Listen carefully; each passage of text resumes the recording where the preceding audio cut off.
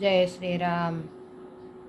అది ఒక చిన్న విన్నపము, దయచేసి వినండి. మనము అప్పుడు రోజుల్లో మనం అందరము కలిసి ఉండేవాళ్ళం.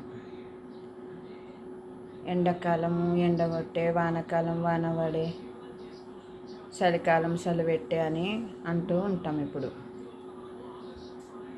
వీటిలను అనే బదులు ప్రకృతి మాతను సేవిస్తూ ఆస్వాదిస్తూ ప్రకృతి మాతకు దండం పెట్టుకుంటూ ఉంటే మనకు ప్రకృతి మాత ఎండల నుంచి, వర్షాల నుంచి, చలికాలం చలి నుంచి కాపాడుతుంది. మనలో మార్పు రావాల. పొలాలు దున్నేటోళ్ళు కూడా ఎక్కువ వండాలని ఆశ ఉంటుంది.